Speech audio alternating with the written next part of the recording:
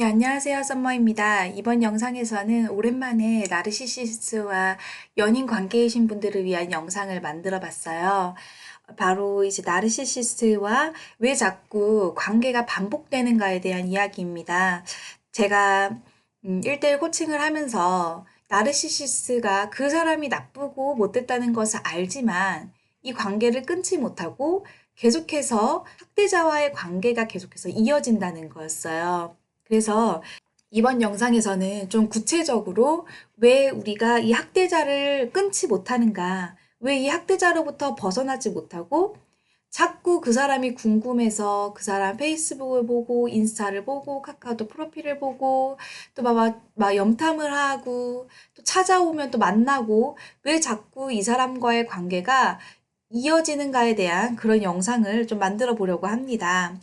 자, 가장 좋은 방법. 제가 영상에서도 말씀드렸지만, 나르시시스트와 관계를 끊는 가장 좋은 방법은 바로 no contact, 연락을 아예 하지 않고 그 사람을 완전히 차단시키는 것입니다. 나르시시스트는 절대 혼자 있을 수 있는 사람이 아닙니다. 자신의 가치를 인정해 줄 수 있는 누군가가 필요합니다. 그러니까 이들은 그 감정 공급자, 감정 쓰레기통, 자기의 피해자, 희생자가 필요한데 이 희생자의 역할이 산소호흡기와 같다고 보시면 되고 이 피해자가 떠난다는 것은 산소호흡기를 떼는 것과 같다고 보시면 됩니다. 그래서 이 나르시시스트는 피해자가 노 콘택트를 하면 두 가지의 행동을 하게 되는데요. 첫 번째는 재빨리 피해자를 떠나서 새로운 공급자를 찾는 것입니다. 이들은 자신의 행동에 대해서 어떤 일말의 반성이나 부끄러움이 없습니다. 그냥 내가 또 의존할 수 있는 피해자를 찾아서 바로 떠납니다. 두 번째는 혹은 이 피해자를 얻기 위해서 설득 모드에 들어갈 수가 있습니다. 자, 이들이 왜 이런 설득 모드에 들어가냐 하면 자, 노 콘택트를 한다는 것은 나르시시스트는 굉장히 거의 분노를 하는 거예요. 네가 나한테 이런 행동을 했다고? 라고 생각을 하면서 분노를 하고 이 피해자를 내가 벌을 줘야 된다. 혼내야겠다라는 생각을 합니다. 그리고 또 한편으로는 두려움도 있어요. 이들은 반드시 옆에 누군가가 있어야 하기 때문에 피해자와 연락을 끊는 것은 매우 두려운 일입니다. 그래서 이 벗어나려는 피해자에게 모든 종류의 조종을 사용해서 지켜내려고 합니다. 애정 공세를 펼치거나 로맨틱한 말을 하거나 유혹을 하거나 매력적으로 보이는 특히 연인 관계에서는 그런 자신의 매력을 자꾸 어필을 한다든지 이제 혹은 뭐 강제적으로 강압적으로 뭐 성관계를 맺는다든지 할 수도 있습니다. 이것이 먹히지 않는다면 자살 소동을 벌린다든지 너 없이는 나는 막 살 의미가 없어 나는 가치가 없어 나는 죽어버려야겠어 한다든지 미국 같은 경우에 총기를 막 입안에 넣는 행동을 한다든지 자 이렇게 해서 협박으로 해서 이 피해자를 붙잡으려고 할 수도 있습니다. 이러한 나르시시스트의 행동을 후버링이라고 하는데요. 이 후버링에 대한 영상을 제가 카드링크로 걸어놓을 테니까 이 영상을 안 보신 분들은 반드시 봐주시기를 바랍니다. 피해자가 노콘택을 한다면 나르시시스는 새로운 피해자를 찾아서 떠나거나 설득을 한다고 했어요. 근데 이 나르시시스가 새로운 피해자를 찾아서 떠났다고 하더라도 새로운 피해자가 그렇게 그때그때 바로바로 쉴 새 없이 찾을 수 있는 건 아니거든요. 이렇게 마음이 따뜻한데 공감 능력이 있고 막 이해해 주려고 하고 품어주려고 하는 사람이 그렇게 많지가 않아요. 그래서 이 나르시시스가 피해자를 찾기 위해서 고군분투하는 가운데 잠깐 그 텀이 생길 수가 있어요. 그러니까 한 사람이 나를 떠났는데 또 이 사람이 나한테 완전히 넘어오지도 않은 그런 상태에서 네, 맞아요. 다시 여러분을 또 찾아갑니다. 그래서 이 애정 공세를 다시 하는 것이죠. 이들은 어느 날 불쑥 찾아와요. 그 어떤 사과도 없고 설명도 없이 그냥 불쑥 찾아옵니다. 제가 한 사례를 들면 이제 어떤 분께서 남자친구가 바람을 피우는 거에 들킨 거예요. 그런데 이 남자친구가 자기가 바람 피웠다는 사실을 들키고 나서 이 여자분한테 내가 잠깐 고향에 좀 다녀와야겠다 라고 이야기를 하고 떠났대요. 남자친구가 바람을 피웠다. 그리고 우리는 헤어졌다라고 생각을 하고 굉장히 힘든 시간을 보내고 있으셨다고 합니다. 다른 친구들이랑 여럿이서 함께 이제 쉐어하우스처럼 살고 있었는데 그 같이 사는 룸메이트들이 와서 누가 널 찾아왔으니 나가봐 하더래요. 나가보니까 고향에 떠났다던 그 남자친구가 온 거예요. 그냥 이유 설명이 없었대요. 자기가 왜 바람을 피웠었는지, 그리고 그때 그렇게 왜 자기를 떠났는지 어떤 사과나 구체적인 설명을 해주지 않았다고 합니다. 그리고 나서 이 남자는 또 떠났고 어느 날 또 다시 불쑥 찾아오고 이렇게 학대자와의 관계를 10년 동안 반복을 했어요. 이 학대자는 항상 이렇게 불쑥 찾아왔어요. 나는 지금 어디에 살고 있는데 나를 만나러 오지 않을래? 내가 비행기표를 대줄게. 이 피해자인 여성분이 우리의 사이는 어떤 사이냐? 너는 왜 그때 나를 떠났냐? 우리는 사귀는 것이냐 만나는 것이냐? 아무리 물어도 절대 대답을 해주지 않는 거예요. 너는 나에게 특별한 사람이야. 너는 정말 나에게 의미 있는 존재야. 내가 결혼을 한다고 하면 너 같은 여자랑 나는 결혼을 해야 될 것 같아. 하지만 우리의 사이는 무언가 말할 수 없을 만큼 아주 복잡해. 이런 식으로 이야기를 하면서 절대로 자기가 했던 행동에 대한 사과라든지 구체적인 정황이나 이유를 설명해 주지 않는 것이죠. 자, 이들은 왜 그러면은 자꾸 이렇게 불쑥불쑥 찾아오냐는 거예요. 나르시시스의 그런 패턴을 한번 보겠습니다. 자, 피해자가 나르시시스트를 거부할 수도 있죠. 아, 너랑은 정말 이제 너무 피곤해. 너랑 있으면 내가 너무 스트레스를 많이 받아. 라고 해서 피해자가 연락을 먼저 끊을 수도 있습니다. 그렇다면 이 나르시시스는 정말 너가 감히 나한테 이런 행동을 했단 말이야? 정말 어처구니가 없구나. 이건 정말 상상도 할 수 없는 행동이야. 그리고 막 분노를 하게 됩니다. 자, 혹은 나르시시스가 피해자를 떠날 수도 있습니다. 자, 나르시시스가 피해자를 떠나고 가차없이 버리는 이유는 무엇이냐면 피해자에게 상처를 주기 위함이에요. 그렇기 때문에 아주 잔인하게 피해자를 버리게 됩니다. 그리고 나서 너무나도 이 피해자들한테 황당한 일이 일어납니다. 바로 나르시시스가 다시 찾아온 거예요. 무릎을 꿇고 막 용서를 구하고 막 비는 신용을 합니다.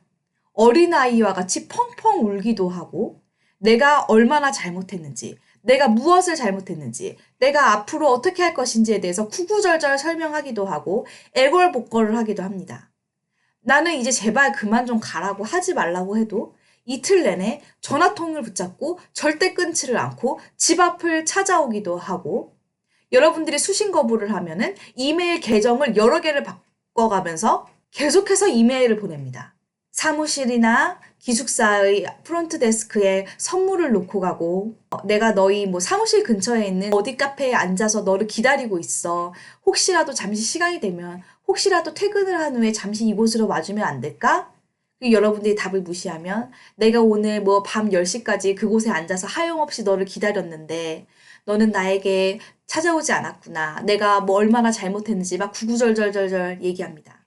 자, 그 나르시시스트는 그 카페에 10시까지는 앉아 있었겠지만 그동안 다른 여자들, 다른 남자들에게 카카오톡이나 페이스북을 통해서 끊임없이 연락을 하는 행동을 했을 거예요. 이런 식으로 해서 피해자들을 설득을 합니다. 정말 엄청난 시간을 할애해요. 정말 엄청난 시간 할애하고 계속 카톡 보내고 계속 만나자고 하고 계속 전화통화하고 막 전화 이제 끊어 나는 필요 없어 그러면 막 2시간이고 3시간이고 이틀이고 3일이고 계속 전화를 합니다. 밤새 통화를 하면서 여러분을 설득할 것입니다. 한 번만 기회를 달라고 하고 갑자기 부드럽게 따뜻하게 대해주고 너를 위해서 변했어. 나의 진실한 사랑은 너밖에 없어. 너만이 나를 온전히 이해해줄 수 있어. 아니면 가장 많이 하는 수법은 내가 상담사를 만나봤더니 의사가 하는 말이 내 부모가 나에게 이런 어린 시절에 트라우마를 줘서 내가 뭐 다른 사람을 온전하게 사랑할 수 없다고 했어. 나는 이제 뭐 치료를 받으면서 뭐 열심히 변할 거야 라는 약속을 합니다. 그러면 여러분들이 계속해서 거절한다면 우리는 아직 좀 못다한 이야기가 있잖아. 우리 사이에 좀 하지 못한 이야기, 풀지 못한 이야기, 좀 그런 이야기를 허심탄회하게 해볼까? 왠지 이 사람들과의 관계는 정말 막 이게 찝찝함이 남기 때문에 피해자들은 만나서 뭔가 좀 허심탄회하게 이야기를 하고 싶고 좀 진솔하게 뭐가 진실인지 뭐가 이 사람의 생각인지가 사실 너무 궁금해요. 찝찝하기 때문에. 그래서 만나러 가면 그쵸. 하지만 명확한 답을 절대 주지 않고 다시 이 원래의 사이클, 그러니까 원래 자기가 가졌던 이 관계로 되돌아가려고 나르시시스는 노력을 하게 됩니다. 피해자는 굉장히 선해요. 저 사람 너무 불쌍하다. 안 됐다. 내가 저 사람 오기도 하고, 뭐 막 눈물을 짓기도 하고, 글썽이기도 하고, 자, 이렇게 아주 연기를 매우 잘해요. 자, 이렇게 해서 막 감정을 보이지만 다 가짜 감정이라는 거죠. 자, 그리고 이 사람도 알고 있어요. 자기는 그 약속을 어차피 못 지킬 거라는 걸요. 피해자들은 그걸 보고 다시 나르시시스를 믿어주는 거예요. 그래, 예전처럼 그렇게 나를 이용해 먹거나 나를 학대하지 않겠지. 그래, 이제 상담사를 만났다고 하니까 그 의사가 그렇게 이야기해 줬다고 하니까 변하겠지. 자, 이렇게 하고서 피해자가 나르시시스를 믿어주죠. 그럼 나르시시스가 이 피해자를 내가 잡았다라고 생각하는 순간, 네, 다시 학대와 조종을 시작하게 됩니다. 그리고 나서 다시 피해자를 떠나죠. 피해자에게 상처를 주기 위해서. 그리고 다른 피해자들을 찾아서 헤매다가 이게 또 생각대로 잘 안 되고 어떤 텀이 생겼다. 그럼 다시 여러분을 찾아갑니다. 그렇게 해서 이 사이클이 계속해서 반복이 되는데 이게 언제까지 반복이 되느냐 하면 피해자가 끊어낼 때까지 반복이 됩니다. 나르시시스는 멈출 수가 없어요. 이 사람들은 멈출 수 없는 토네이도와 같습니다. 근데 계속해서 이곳저곳을 헤집어 다니면서 지나간 자리를 황폐화시킬 뿐입니다. 그렇기 때문에 피해자가 나르시시스를 완전히 차단해버리는 것만이 유일한 방법입니다. 그러면 이 나르시시스는 도대체 왜 이런 행동을 하느냐예요. 도대체 왜 이런 행동을 하느냐.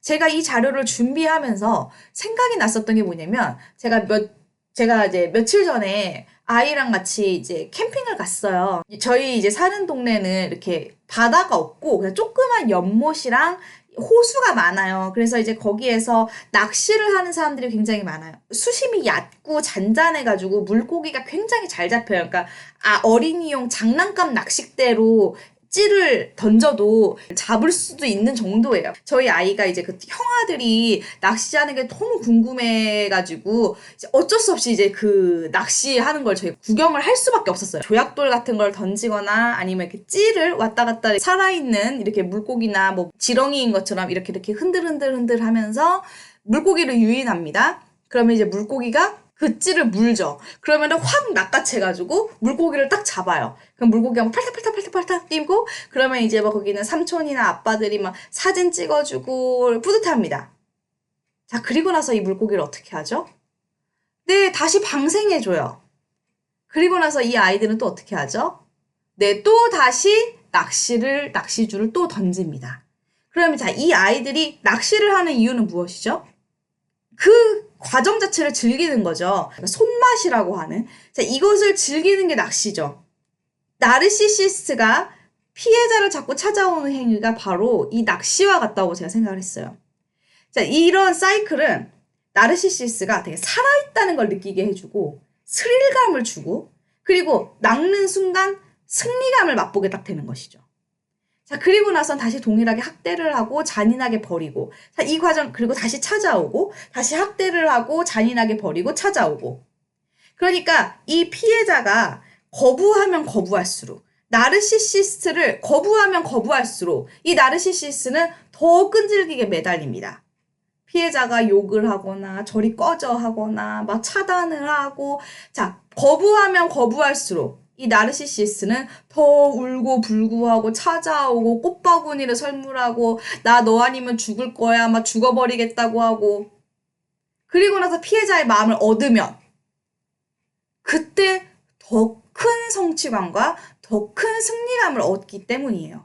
피해자분들이 많이 오해하는 게 몇 가지가 있는데 그 중에 하나가 바로 아니에요. 저는요 그 사람한테요 엄청 차갑게 돼 있어요. 저는 정말 그 사람한테요 엄청 욕을 했어요. 엄청 소리 지르고 엄청 화냈어요.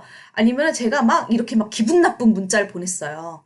그 사람이 이제 정말 기분 나빠가지고 저한테 다시는 안 찾아올걸요? 자, 피해자분들이 다 하는 이야기예요. 왜 그러냐면 이거를 오해하시는 거예요. 자, 봅시다. 나르시시스는 어떤 걸 원하냐면, 자, 긍정적인 반응을 원해요. 이거는 누구나 동일하죠. 우리도 긍정적인 반응을 원하죠. 칭찬받길 원하고, 사랑받길 원하고, 관심받기를 원하죠. 나르시시스가 그 다음으로 원하는 건 부정적인 반응이에요. 분노하고 욕설하고, 뭐 내가 뭐 그 집 앞에 찾아가가지고 내가 뭐 뺨을 때리고, 뭐 예를 들어서, 자, 뭐 내가 스토커 짓을 하고, 자, 이것을 원합니다. 부정적인 반응을 원합니다.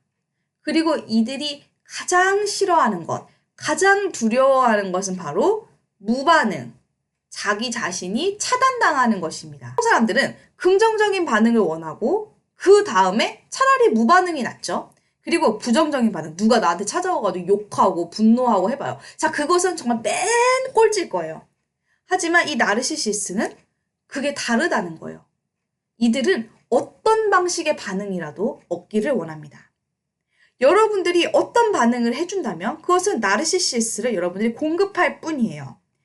자, 나르시시스트와 헤어진 동안에도 이게 피해자들은 막 그 나르시시스트나 소시오패스 인스타그램, 페이스북, 뭐 채팅 앱에 있는 뭐 프로필 사진의 상태라든지 뭐 로그인 상태라든지 이것을 굉장히 궁금해합니다. 막 반응하고 거기 막 염탐하고 혹은 뭐 그 사람이 만나는 다른 여자들이 어떤 사람인지를 알아보는 거예요. 또 타고 가가지고 이 여자를 만났는데 얘는 어떤 앤가 만나거나 대화하려고 하거나 이런 모든 행동들이 다 그 나르시시스는 자기도 가치를 찾는 거예요. 여러분들의 그런 반응으로 인해서. 그래서 어떤 반응을 하든지 나르시시스트를 공급할 뿐입니다. 그러니까 가장 좋은 방법은 아예 반응을 하지 않고 그 사람을 차단하는 것이 이제 가장 좋은 것이죠. 그러면 왜 자꾸 나를 계속 찾아오느냐죠. 그럼 새로운 사람을 찾으면 되는데 왜 또 나를 찾아오느냐인데 첫 번째는 이런 나르시시스의 피해자를 찾는 건 굉장히 어려워요. 그래서 내가 이제 나의 거짓말에 속아 넘어가지고 내가 이렇게 막 울고 이러면 막 동정심을 가져주고 이렇게 따뜻한 사람을 내가 찾기가 어려워요. 그렇기 때문에 한번 나에게 속았던 사람에게 가는 것이 빠른 방법이라는 것을 이들이 잘 알고 있고요. 그리고 두 번째는 뭐냐면 이 나르시시스는 굉장히 오만해요. 굉장히 거만해요. 그러니까 여러분이 그 나르시시스랑 뭐 몇 개월을 사귀었건, 몇 년을 사귀었건, 뭐 3주를 사귀었건, 2주를 사귀었건, 자기가 한번 만났던 사람들을 내가 다 조종할 수 있다고 믿어요. 그래서 이 나르시시스는 여러분을 영원히 평생도록 소유하고 통제할 수 있다고 믿는 거예요. 이게 마음이 다른 거예요. 이 나르시시스트와 피해자가 다시 만났을 때 피해자는 이런 생각을 합니다. 저 사람이 변했어. 마음이 변했어. 행동이 변했어. 이번엔 정말 진심인 것 같아. 이러고 받아줬을 때 막 흥분하는 거예요. 아, 저 사람이 정말 변했어. 이제 정말 진정한 사랑, 이런 관계를 내가 가질 수 있어. 라고 생각하고, 혹은 또 내가 저 사람을 변화시켰어. 라고 믿으면서 뿌듯함을 가질 수도 있습니다. 자, 하지만 이제 그 나르시시스는 마음이 달라요. 나는 내가 원할 때마다 언제든지 저 사람을 내가 가질 수 있어. 저 사람을 내가 내 맘대로 조종하고 통제하고 휘두를 수 있어. 라고 확신을 하는 것이죠. 나르시시스트를 뭐 용서를 한다든지 자 이런 것은 다시 피해자들이 그 낚싯바늘을 무는 것과 똑같습니다. 이들은 계속해서 경계선을 무너뜨리려고 할 것이고 우리가 낚시의 손맛에 딱 빠지듯이 이들은 이러한 게임, 이러한 심리전에 중독이 된 것입니다. 여러분 떠났다가 다시 얻기 위해서 최선을 다해서 여러분을 탁 얻었을 때 그 승리감 그리고 다시 여러분을 버림으로써 상처를 줬다가 이러한 심리전에서 승리하는 것에 중독이 되어 있을 뿐입니다. 자, 나르시시스, 뭐 소시오패스, 사이코패스 같은 이런 학대자들과 관계를 맺었다가 헤어진 구독자분들은 마음이 정말 아프고 그리고 감정적으로 정신적으로 많이 지쳤을 거예요. 하지만 이제 첫 번째로는 나르시시스는 변할 수 없다. 그리고 그 사람은 그 누구도 사랑할 수 없다는 것을 인정하셔야 합니다. 만약에 여러분들이 나르시시스트를 다시 만난다면 롤러코스터에 다시 탑승을 한 것과 같고 그리고 앞에서 말씀드렸던 그러한 학대의 사이클은 누구 한 사람이 죽을 때까지 반복될 것이라는 것입니다. 나르시시스트를 완전히 차단하세요. 그리고 나르시시스트에 대해서 잘 알고 있거나 경험이 있는 상담사를 만나서 여러분들의 이야기를 털어놓으셔도 좋고요. 제 유튜브 채널에 이제 댓글들을 보면서 다른 구독자분들의 이야기를 들으면서 공감도 하기도 하고 또 정서적인 지지를 받으신다든지 이런 여러 방법을 찾으시면 좋을 것 같습니다.